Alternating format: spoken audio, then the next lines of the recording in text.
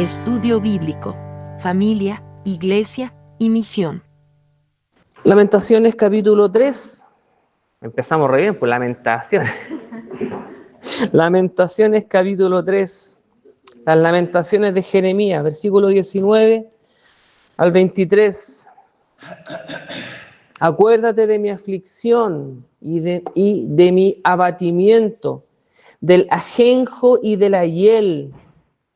Lo tendré aún en memoria, porque mi alma está abatida dentro de mí. Esto recapacitaré en mi corazón, por lo tanto esperaré. Por la misericordia de Jehová no hemos sido consumidos, porque nunca decayeron sus misericordias, nuevas son cada mañana, grande es tu fidelidad. ¿Cómo habrá estado el corazón de Jeremías cuando expresa estas palabras? Tal vez con un sollozo, con una voz quebrada. Muchos de los clamores nuestros no están llenos de gozo, sino a veces de un nudo en la garganta. No de la corbata, sino un nudo, una cosa ahí como que no podemos hablar. Decíamos la oración de Ana, su oración que tenía balbuceos, así como la chilindrina, ¿cierto? Papá, es que el chavo del 8, pero no te entiendo nada, mijita. Es que, cálmate, ya. Es que el chavo del 8, entonces no había caso. Y a veces nosotros también pasamos probablemente por clamores en los cuales no podemos articular palabras. Y probablemente sean las oraciones más sinceras que podamos hacer. Creo que el pastor también lo comentaba el otro día en el sermón. Que a veces podemos tener una oración, ¿cierto? Una plegaria muy bien estructurada porque tal vez tenemos la entereza para hacerlo en un momento, pero en otros momentos estamos deshechos. Y lo que hablamos no es que la otra no salga del corazón, también lo decía el pastor el otro día, sino que son gritos desgarradores que salen de un corazón angustiado que a veces no sabe ya qué decir. Y como que nos faltan los argumentos. Como dice el himno, se me acaba el argumento y la metodología. No, es de la Shakira, eso, ¿no? Bueno, Jesús lloró. Y decíamos el otro día, hay un gran misterio detrás del llanto de Jesús. Jesús no llora por impotencia, porque él es incapaz de decir, si yo hubiera llegado a tiempo, que fue lo que le dijo, ¿cierto?, la hermana de Lázaro. Le dijo, Señor, si tú hubieras estado aquí, esto no habría pasado. Y Jesús tal vez, sí, bueno, en realidad es que me atrasé. No, Jesús no da esas explicaciones. Pero Jesús llora. Hay un desconsuelo diciendo, no hay nada más que hacer aquí. Algunos dicen, no, lloraba por la gente que está. No, Jesús lloró y tenía pena por su amigo. Yo así lo quiero entender. Su humanidad salió también, ¿cierto?, a relucir en ese llanto. Así que hay profundidad tal vez y hay mucho más que analizar ahí, para que cortar en el llanto de Jesús, pero el Maestro nos da muestras que puede haber tristeza en el corazón. Ahora también Pablo, ¿cierto?, dice en sus cartas que no se ponga el sol sobre vuestro enojo, y yo le cambiaba el otro día, decía, no se ponga el sol sobre nuestra tristeza. Hay tiempo de llorar, como dice, ¿cierto?, Salomón, pero ya amanecerá, será otro día, y el nuevo día traerá algo, y habrá que levantarse, así como David dijo, bueno, ahora me lavo la cara y como, porque ya no hay nada más que hacer. Puede sonar frío para algunos, ¿cierto?, pero David pudo decir, bueno, la vida sigue adelante. El Señor le dijo al profeta Samuel, le dijo, ya deja de llorar por Saúl y sigamos adelante. Lo dejó llorar, claro, pero en un momento dijo, ya sabes que lávate la cara porque ya está bueno. Bueno, el Señor tal vez tenía más sabiduría que uno para decirle a alguien, ¿cierto?, que está pasando por un momento difícil, ya, pero córtala. No sé si alguien le ha dicho, algún ser querido, algún cercano, ya, pero córtala. Pues tal vez vemos que mucho su llanto, no sé, puede que alguien le haya tocado, ¿cierto? En medio de consolar a otra persona, decirle, ya, pero no sé. Por eso, tenemos maneras distintas de procesar el dolor y también de procesar el dolor de los otros.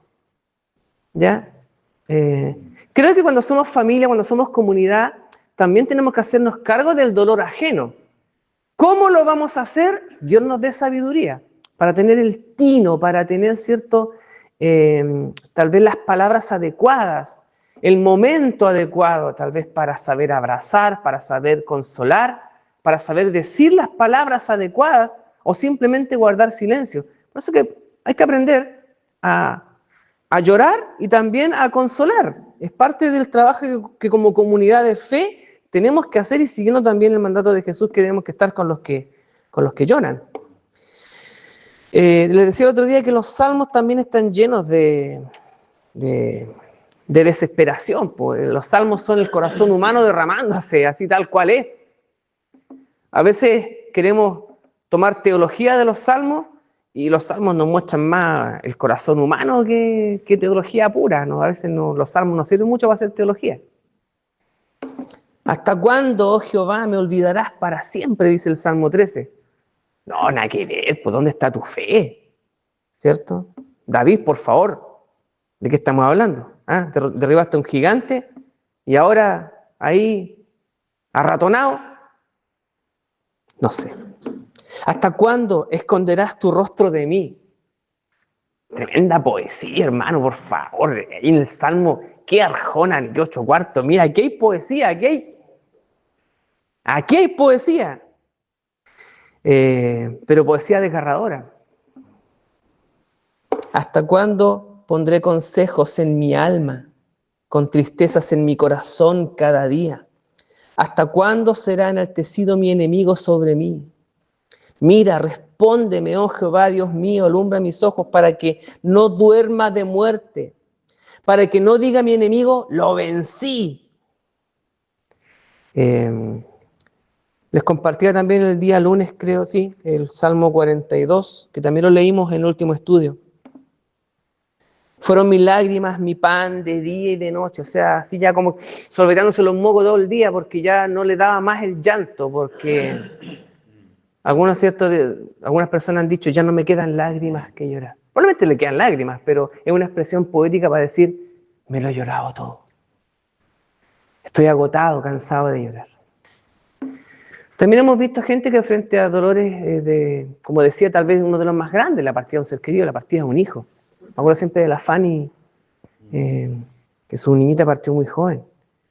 Niñita, más de 4 años no creo que tuviera. ¿Cuántos? 5 años tenía. Yo me acuerdo que la veía durante el velorio y ella estaba así, claro, pero no la vi llorar. Y bueno, yo era más joven en ese tiempo, entonces decía, pero no llora por su hija. Y me extrañaba, no la cuestioné, pero me extrañaba. Bueno, yo no sé lo que lloró detrás. Y hasta el día de hoy la sigue llorando. Un dolor que no se va. ¿Qué hago con ese dolor? Bueno, tal vez es la pregunta que nos hacemos. Y como, bueno, siempre hablamos dolor, muerte, por eso que también lo que nos compartía la Susan, ¿cierto? Son duelos distintos. No hay una partida, ¿cierto? Pero sí, el corazón se parte de otra manera. Hay dolores que desgarran el alma. Tal vez un sueño súper real, pero que me hace sentir un dolor. Oye, esto debe ser fuerte. No me pasó de verdad, pero ¡wow! Dios me libre de sentir ese dolor. Y cada uno tendrá sus dolores, hermanos, y todos son respetables. Pero un punto importante que les mencionaba también hace un rato atrás, antes de comenzar a grabar, el dolor necesita ser procesado. No podemos simplemente dar vuelta a la página sin procesar el dolor. Y por eso que decíamos el otro día, muchos duelos no tienen un funeral, en el sentido metafórico, no en el sentido real, ¿cierto? Todas las muertes tienen funeral, si no estaría la gente velándose eternamente. Pero muchos de nuestros dolores tal vez no han sido procesados de manera adecuada. No ha habido terapia, ya sea por un profesional o una terapia simplemente de abrir el corazón y contar algo. Lo vivimos para adentro. y no es saludable vivir con esto solo en el corazón, porque lo que no se procesa en algún momento termina explotando. No digo explotando así como que uno explote en ira, no, pero sí se resienten a veces las relaciones, el cómo acepto las siguientes cosas en mi vida, cómo veo al resto, y son cosas que van apareciendo. Por ejemplo, si ignoramos el dolor cuando llega a nuestra vida, por eso le decía que es un error de muchos creyentes, simplemente dar vuelta a la página y decir, bueno, Dios está conmigo. Sí, yo creo, sí. Y en eso yo sé que usted me entiende cuando les digo, yo sé que Dios está conmigo, pero siento una angustia profunda igual. Jesús dijo, estoy muy triste, estoy cansado, me siento morir, cuando oró en Getsemaní, ¿cierto? Se lo comentó a sus amigos, a sus discípulos, les abrió el corazón, no se lo ocultó. Alguien podría haber dicho, pero Jesús podría haberse reservado eso porque era el Hijo de Dios. ¿Qué iban a pensar sus discípulos acerca de él? Cuando les comenta que va a morir, y les dice, no, maestro, ¿cómo se te ocurre que te va a pasar eso? Recuerda que Pedro dijo como que haciéndose el listo, ¿cierto? Y el Señor lo reprendió. Entiendo también, bueno, no sé con cuánto amor lo habrá recibido Pedro, pero Jesús no ignora el dolor y tampoco quiere que nosotros lo ignoremos. Los duelos o los dolores que se ignoran o que se dejan pasar pueden reaparecer con el tiempo. Por ejemplo, puede que nos volvamos más irritables. ¿Ha conocido gente tal vez que no ha procesado tal vez bien algún dolor o alguna rabia, algún malestar? Bajémosle un poco, ¿cierto? Un par de peldaños al dolor. Pero que cuando usted toca algún tema, saltan al tiro, se vuelven reactivos. Hay temas que no se pueden hablar ni tocar porque son sensibles para ciertas personas, pues tal vez nunca los procesaron de manera adecuada, se vuelven irritables. Otras personas se aíslan. Ojo con esto, hermano, ojo con esto. Frente al dolor, frente a alguna situación que estemos pasando, no es sabio alejarse, ni de su familia ni de su comunidad de fe. Dios no quiere que pasemos el dolor solo. Y lo hemos dicho en muchas ocasiones, hace un par de años atrás yo les decía también que nadie sufra solo. La iglesia no ha sido creada por Dios para que cada uno viva como un llanero solitario sus dolores y decir, no, cuando se me pase voy a volver. No, hermano, acá. Procesa su dolor acá. Hay muchas manos que quieren abrazarle. Hay muchos hermanos y hermanas que quieren acogerlo y abrazarnos. No por copuchento, porque también hemos aprendido que si llega alguien adolorido en nuestra iglesia, le abracemos. No pregunte nada, simplemente abrace. Si el hermano quiere abrir su corazón, bien por él, bien por ella, perfecto. Pero simplemente nos iremos a abrazar y contener. A veces lo único que uno quiere es eso. Y ya llega el tiempo de abrir el corazón. La invitación que hago siempre yo es abrir el corazón, contar algo, pero no es ninguna obligación. Pero también sé que cuando hermanos han abierto el corazón, ha sido lindo. Tanto para ellos, ellas, y también para el resto de nosotros que escuchamos un testimonio lindo que nos hace bien al corazón. Aprendemos del resto. No de copuchento, Dios nos libre. Pero sí creo que aprendo a entender mejor el dolor ajeno y también aprendo a entender mejor mi propio dolor. Y a veces también es bueno saber que no estamos sufriendo solos, que alguien más ya ha pasado por algo similar. El vivir los duelos y los dolores de forma solitaria, aún estando en medio de una familia, también puede producir conflictos familiares. No todos al interior de la familia procesan los dolores de la misma manera. Y a veces uno, cierto, quiere llorar solito y que el resto no participe. Y eso a veces no hace bien. Yo en mis momentos tristes que me ha tocado pasar y de preocupación tremenda y a veces angustiado, descanso en los brazos de mi señora y mi hijo que me contienen caleta. Me contienen mucho. Y eso ha sido muy saludable para mí. Muy bueno, muy bueno. Yo soy del abrazo, yo soy del beso, yo soy del apapachar. Así que si me caigo, ahí tengo a mi señora y mi hijo que me van a abrazar y me van a levantar. Si bien los abrazos de un padre, de una madre, de un hermano sanguíneo, el abrazo de mi señora, de mi hijo, a mí me sanan el corazón. Pero a veces entiendo también que muchas personas viven dolores al interior de sus familias y se aíslan, aún dentro de sus propias familias, y genera conflicto. Cuando el dolor no se procesa, las personas se agotan emocionalmente. ¿Se ha sentido alguien agotado emocionalmente? Cuando ya el peso de las pruebas o de los problemas, las situaciones, los agobian y los angustian y se siente... Por eso no sé si todos entienden el concepto, pero vi que muchos hicieron así, agotamiento emocional.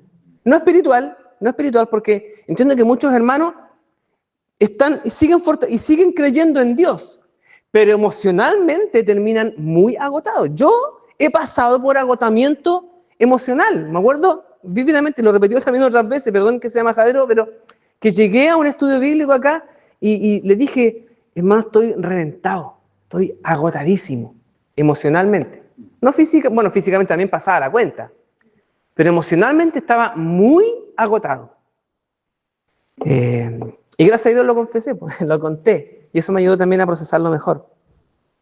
Lo más terrible tal vez que pueda pasar frente al aislamiento, frente a un dolor, frente a un duelo, frente a una pérdida, frente a un problema, tal vez es la pérdida de esperanza.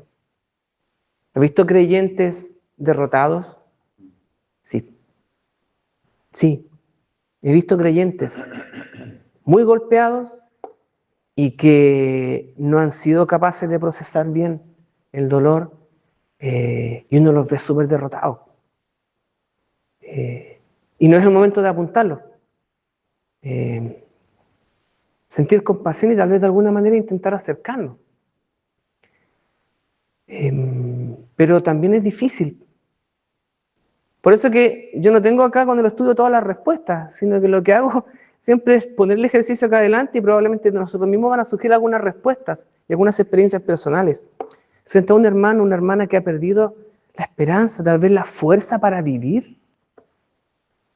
Hay creyentes que han perdido la fuerza para vivir, para seguir adelante. Y eso pasa, hermano, no pasa en el mundo nomás, pasa en las iglesias también. Pasa a nivel individual, a nivel familiar, que frente a los problemas, las situaciones, a los dolores que no son procesados, se puede perder la esperanza. Hoy día me pincharon una mejilla porque andaba con el lumbago, ¿cierto? Pero eso es para aliviar un dolor. Pero el problema de fondo no ha desaparecido. Me mandaron a hacerme un escáner para revisarme bien si puede que tenga algún disco, ¿cierto? Bueno, me gustan los discos, pero estos discos no son los que me gustan. Ando con un dolor y puede que haya un problema. Entonces, claro, como me pincharon y puede que se me pase, todavía un poco dolorido, pero se me pasó un poco el dolor. O sea, no, pero si el dolor ya desapareció. ¿Para qué voy a hacer el escáner si el dolor ya desapareció? No, pues lo que pasa es que me pincharon con un analgésico para el dolor, pues, un corticoide también para la inflamación, pero eso alivia el síntoma y el dolor, pero el problema de fondo no se ha resuelto.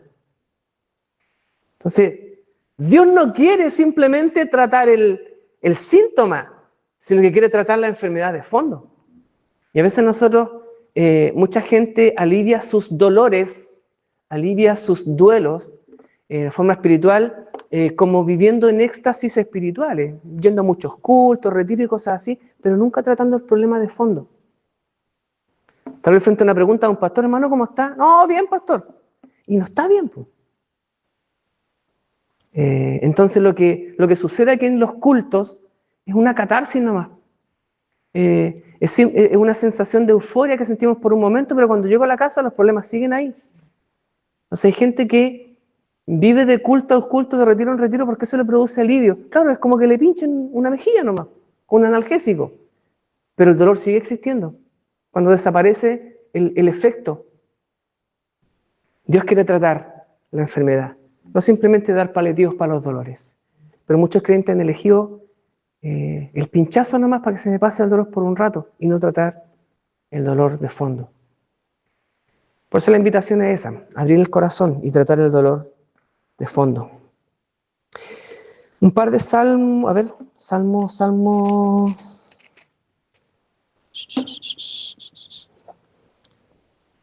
Salmo 32, pasaje que me gusta mucho. David diciendo, mientras callé, mis huesos se envejecieron. O sea, diciendo, mientras callé, mi cuerpo lo resintió. Psicosomático, ¿cierto?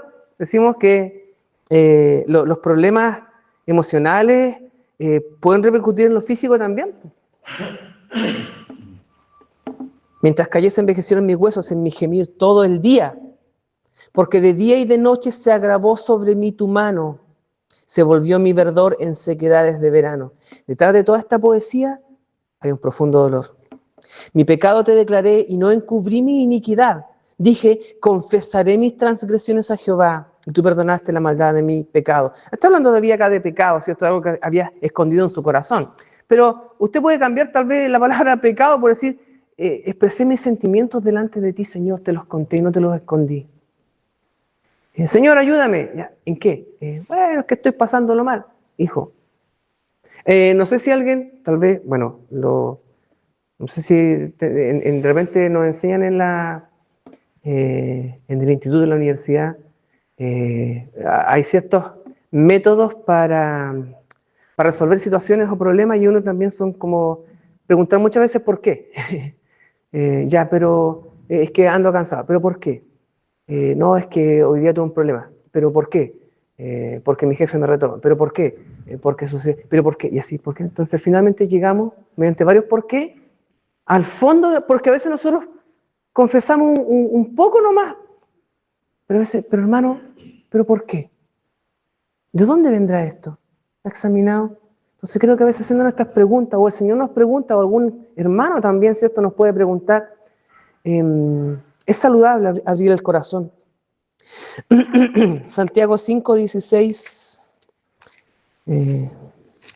rápidamente. Confesaos, dice vuestras ofensas los unos a los otros. Yo he tomado este pasaje de otra manera diciendo, abran el corazón, abran su corazón con los demás. Tal vez no con todo el mundo, pero sí, tal vez con personas selectas que a usted le den confianza, abra su corazón. Así leo este pasaje donde dice, confesad vuestras ofensas los unos a los otros. Bueno, también lo veo, abran el corazón con sus hermanos, con gente de confianza. Eso va a hacer bien al corazón. Dice, para que seáis sanados. Yo creo en esto. Gálatas 6:2 también tiene que ver, creo que es el pasaje que dice sobrellevar los unos las cargas de los otros. Gálatas 6:2. Sobrellevad los unos las cargas de los otros y cumplid así la ley de Cristo. Me encanta ese pasaje porque dice la ley de Cristo. Entiendo la ley no como una ordenanza, sino decía, esta es la manera que Cristo nos enseña a vivir, sobrellevando los unos las cargas de los otros. Nadie tiene que llevar su carga solo. ¿Me entiende la idea, cierto? Como dice Godoy. ¿Me entiende, hermano? ¿Me entiende, no? ¿Me entiende la idea? Dios quiere sanar profundamente, no solo cubrir los síntomas. Tal vez el primer paso para atravesar el duelo sin perder el propósito. Esta es la idea. Atravesar el valle de sombra de muerte, de situaciones complejas en mi vida, sin perder el propósito. O tal vez dicho de otra manera, encontrar propósito en medio del dolor. Encontrar una manera de vivir mi fe, tal vez como nunca la había pensado que me iba a tocar, pero he aprendido de la fe. A veces uno pudiera, tal vez yo me preguntaba de repente, decía, Señor, pero a este costo, es la pregunta que yo, Pablo Vergara, me puedo hacer. No sé cuáles son las preguntas que tú te has hecho y que tal vez te seguí haciendo. Pero el aprendizaje para ti y sigue, y sigue. Yo no quisiera aprender así, te digo al tiro. Así que gracias Señor, por quienes han abrazado estas situaciones en su vida y han salido victoriosos, porque no todos pueden cantar victoria. Frente a una situación como la que te ha tocado vivir a ti, tal vez a muchos de ustedes les ha tocado vivir situaciones distintas también. No todos tienen la capacidad. Y no es que nosotros podamos, sino que podemos en el Señor. Él es nuestra fortaleza. Este es nuestro castillo fuerte. Reconocer con honestidad el dolor. Ser sincero frente al dolor. No esconder, no, estoy bien, hermano, no. Señor, cuando el domingo, ¿cierto, hermanos? Pasen acá.